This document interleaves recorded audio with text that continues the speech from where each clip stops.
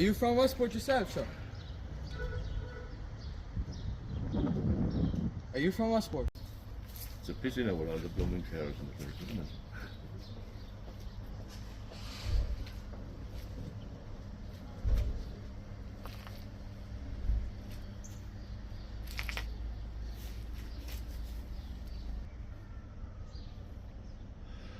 Now, Peter Flynn, this is the Shambles down here. This isn't the Shambles. This was known as the Lime Yard. This was the lime yard down Shambles here. was down over. Behind- That wall continued here. That stone wall. That stone wall over there. Continued back down into the corner.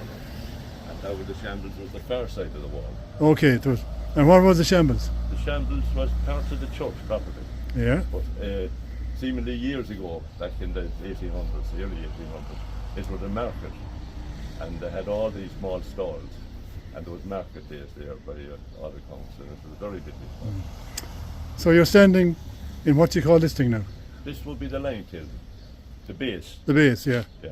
But the lime, this was up to about 20 years ago. This ground was about 2 foot lower. Lower. It's sloped in. There was a grate in there Yep. in the corner. It'd be about 2 foot deeper than that here. That's what's shown.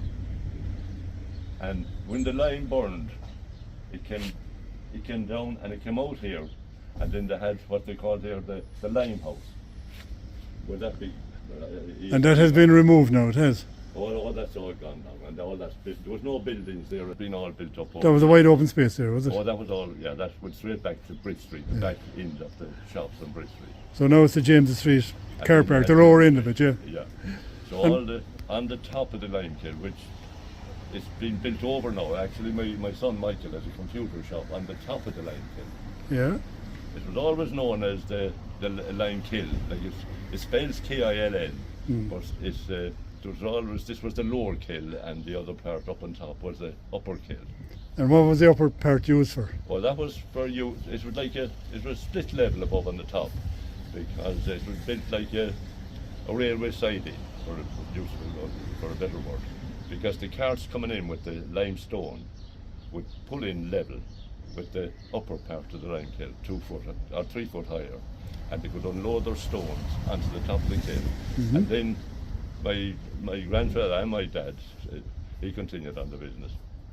They'd break the stones into about maybe 2 to 3 inches pieces, and they put them into the lime kiln for burning. But before they put anything in, they had to start the fire here and maybe have about 18 inches of burning material like turf or coal or whatever. And then they'd have a layer of stone over that, about another 15 inches maybe of stone. And then burning material again. It would be just the same principle as a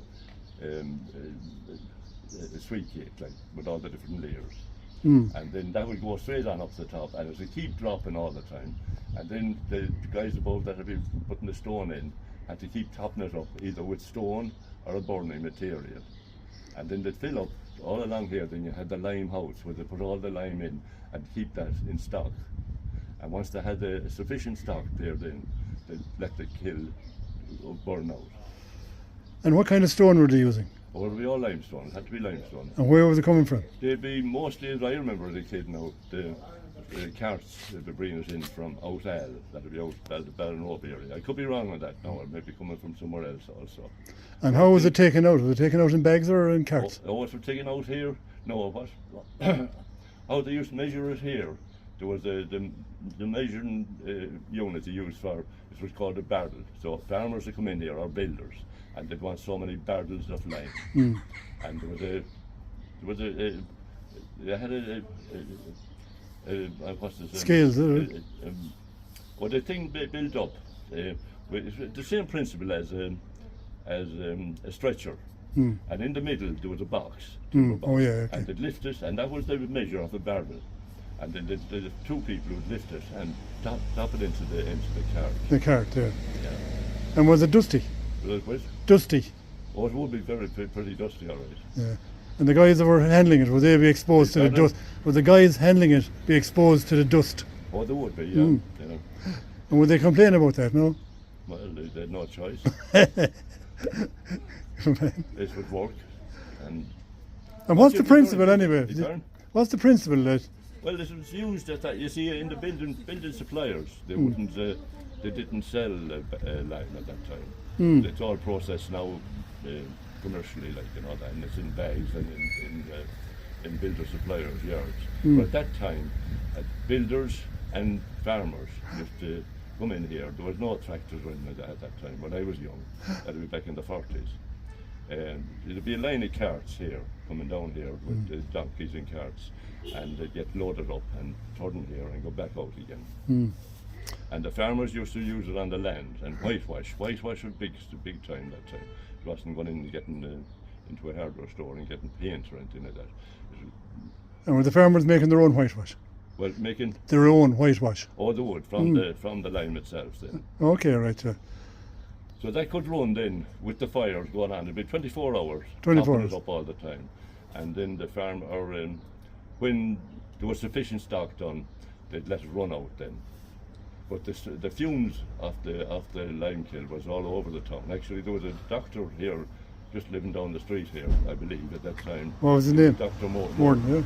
And he was telling us, telling my dad, he said, once that lime kiln is burning, he said, my customers drop. He said, it's much quieter. So it must have been doing some good for the town, the fumes. But was it not a continuous process? Was there dust around here all the time? Oh, there would be dust, a certain amount of dust, but not. It wasn't what you call really bad dust. Yeah. Do you know when it was built? It was built when my grandfather built it. But my grandfather came to live on Bridge Street in 1874. From where? Just after getting married. He was born in Buckfield in Kilmina. Okay. And he married a girl by the name of Sarah Duffy. And they got married in 1874. He was 26 and she was 20. And they moved on to Bridge Street in 1874. And then in the old census he's listed down as a builder. But then in 1913 he bought this area, all this area around here that is known as a lime kiln, as a lime yard. And he bought it from Francis O'Donnell, or Francis MacDonald, for £500. I have the lease here all the time, the copy of the lease. Yeah. And who built it, do you think? Well, it was built locally. But who built it, do you think? Oh, so my grandfather, well, it was always known as a lime yard. So obviously there was a small lime kiln here years ago. Yeah. But then when my grandfather bought it, he put in a purpose-built lime kiln. He extended it? With fire brick. And do you think MacDonald might have built it beforehand? Well, maybe, I don't Maybe. know whether You don't he know, built yeah. it or yeah, he goes way back. Yeah. Was he involved in the building of the railway line, I wonder? I don't know. Because MacDonald built the bridge up at the Possibly. station, yeah. Possibly the same man. Yeah. And would it be very busy here now? Would it be busy all year round? It would be, well, particular times of the year it would be busy, very busy. But as kids now, we used to play up here on the top. There was a big yard up there. Circuses used to come and travelling shows and all that kind of thing on the open space where it's a car park now. But it was very busy in, say, springtime or whatever. But builders were coming in and out all the time. Yeah. And they had hand carts with wheels and they'd wheel out their stuff, you know. And how often did the farmers put down the lime? Well, every year? Well, it's in springtime mostly. It's Every year? busy. Maybe every year? Every year. Every year, Every okay, year, right, yeah. It was busy. There was always cars moving in or out of there, you know. Good.